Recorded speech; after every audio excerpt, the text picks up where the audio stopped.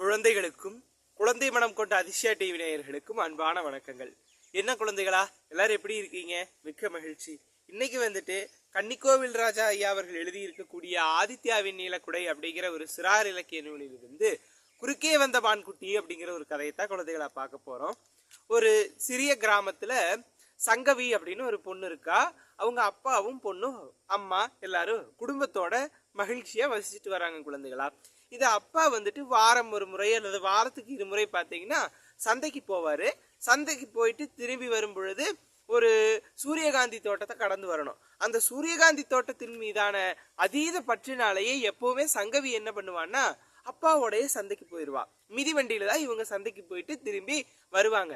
அப்படி அந்த சூரியகாந்தி தோட்டத்து வழியா வரும் பொழுதும் போகும் பொழுதும் பாத்தீங்கன்னா சங்கவி முன்னாடி வந்துட்டு பின்னாடி உட்காராம முன்னாடி வந்து கம்பி மேல உட்காந்துட்டு அப்படி கைகளை பரப்பிட்டு ஓ ஜாலி ஜாலி அப்படின்னு கத்திட்டே போவாளாம். ஏன்னா அந்த சூரியகாந்தி தோட்டத்தை பாக்குறதுக்கு அவளுக்கு அவ்வளோ பிடிக்குமா, அவ்வளோ மகிழ்ச்சி அடைவாளாம். இதனாலேயே அப்பா தன்னுடைய பொண்ணு மகிழ்ச்சியாவே இருக்கணும் அப்படிங்கிறங்காட்டி போகும்போது வரும்பொழுது சந்தைக்கு போகும்போது வரும்பொழுது கூட்டிட்டு வருவாரா. இப்படியே தினம்தோறும் நடந்துட்டு இருக்குது குழந்தைகளா. ஒரு நாள் வந்துட்டு பார்த்தா சந்தைக்கு போயிட்டு வரும்பொழுது நிறைய பொருட்கள் வாங்கிட்டு வந்துடுறாங்க.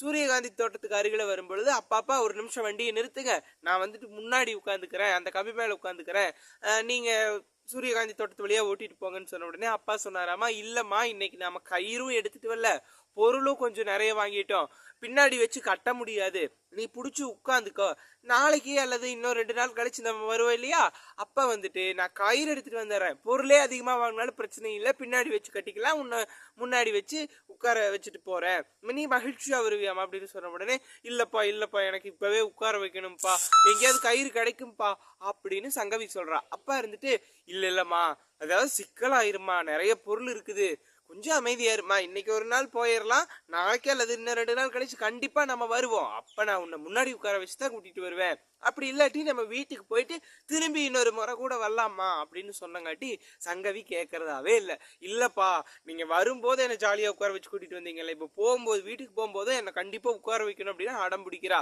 உங்களுக்கு கயிறு தானே வேணும், இங்க ஒரு நிமிஷம் என்ன இறக்கி விடுங்க, நான் போய் எங்கேயாவது தேடியாவது ஒரு கயிறு எடுத்துட்டு வரேன் அப்படின்னு சங்கவி இருந்துட்டு சொல்றா. அப்பா இருந்துட்டு இல்லம்மா அதெல்லாம் சிக்கல்மா அப்படின்னு சொல்றாரு. இல்லப்பா இறக்கி விடுங்க அப்படின்னு ரொம்ப அழுகிற நிலைக்கே போயிட்டா குழந்தைகளா. அதுக்கப்புறம் நீ என்ன பண்ணி கேட்க போறது இல்ல அப்படின்னு சங்கவியை இறக்கி விட்டுட்டு பொருள்களை எல்லாம் எடுத்து கொஞ்சம் பத்திரமா வைக்கிறாரு அப்பா. சங்கவியும் போய் காட்டுக்குள்ள தேடுறா. ஒரு கொடி மட்டும் கிடைக்குது, காட்டு கொடி மட்டும் ஒண்ணு கிடைக்குது. அப்பா இங்க பாருங்க, கயிறு இல்லாட்டி என்ன இந்த கொடியை வச்சு கட்டுங்க அப்படின்னு சொன்னதுக்கு அப்புறம் இது எங்கேயாவது அந்திருச்சுன்னா என்னமா பண்றது அப்படின்னு சங்கவியோட அப்பா கேட்கிறாரு. சங்கவி வந்துட்டு அதெல்லாம் ஒன்றும் ஆகாதுப்பா கட்டுங்க அப்படின்னு சொன்னதுக்கு அப்புறம் பொருள் எல்லாம் எடுத்து பின்னாடி வச்சு கட்டி சங்கவியை தூக்கி முன்னாடி உட்கார வச்சு அந்த சூரியகாந்தி காட்டுக்குள்ள போறாங்க அப்பாவும் சங்கவியும். உள்ள போகும் பொழுது சங்கவியும் மகிழ்ச்சியாயே அப்படின்னு எப்பவும் போல கையை விரிச்சு ஓன்னு கத்தலாம் அப்படின்ட்டு கையை விரிக்கிறா. அந்த சமயம் பார்த்து குழந்தைகளா ஒரு மான் டக்குன்னு குறுக்க வந்துருது. குறுக்க வந்து அந்த மான் துள்ளி குதிச்சு ஓடிடுது. சங்கவியோட அப்பாவும் ஒரு குழிக்குள்ள விழுந்துடுறாங்க. டக்குன்னு சின்ன குழிதான், பெரிய குழி இல்ல, சின்ன பள்ளம், அந்த பள்ளத்துக்குள்ள விழுந்துடுறாங்க. விழுந்த உடனே இந்த சாதாரணமா வெறும் கொடி தானே போட்டு கட்டி இருக்காங்க, தாவரக்குடி, அந்த தாவரக்குடி அந்து போயிருது. பொருள்கள் எல்லாம் பரவி விழுந்துருது. அங்கிருந்த சில குரங்குகள் எல்லாம் வந்து பழங்களை காய்கறிகளை எல்லாம் தூக்கிட்டு ஓடிடுது. பணம் எல்லாம் தண்ணியில போய் விழுந்துருது, பக்கத்துல இருந்து பள்ளத்துல இருந்து தண்ணியில. அப்போ நிறைய பொருட்சேதம் ஆயிடுச்சு. அப்போ சங்கவிக்கும் சிராய்ப்பு காயங்கள், அப்பாக்கும் சிராய்ப்பு காயங்கள், மிதிவண்டியும் சில பாகங்கள் எல்லாம் உடஞ்சு போச்சு குழந்தைகளா. அதுக்கப்புறம் சங்கவி எழுந்து அழுதுட்டே சொல்றான், அப்பா என் மேலதப்பா தப்பு, நான் இனிமே இப்படி எல்லாம் பண்ண மாட்டேப்பா அப்படின்னு. சரிம்மா தப்பு இல்ல, நமக்கு சில அனுபவங்கள் இலவசமாவே கிடைக்கும், சில அனுபவங்கள் இந்த மாதிரி பட்டாத்தான் கிடைக்கும், பொருட்சேதம் ஆனாதான் கிடைக்கும். நமக்கு இன்னைக்கு ஒரு புதிய அனுபவம் கிடைச்சிருக்குது, இந்த மாதிரி பொருள் நிறைய இருந்தா கயிறு எடுத்துட்டு வரணும், பொருள் அதிகமாக வாங்க போற சூழ்நிலை வந்துருச்சுன்னா கயிறு எடுத்துட்டு வரணுங்கிற அனுபவம் எனக்கு கிடைச்சிருக்குது. ஒருவேளை அப்படி நம்ம அதிகமா வாங்கி கயிறு எடுத்துட்டு வரவே மறந்துட்டோம் அப்படின்னாலுமே நம்ம அதைய பிடிச்சி பின்னாடி பத்திரமா உட்காந்துட்டு வரணுங்கிற அனுபவம் உனக்கு கிடைச்சிருக்குது. அதே நேரத்துல பெரியவங்க சொன்னா கேட்கணும் அப்படிங்கிற அனுபவமும் உனக்கு கிடைச்சிருக்குது.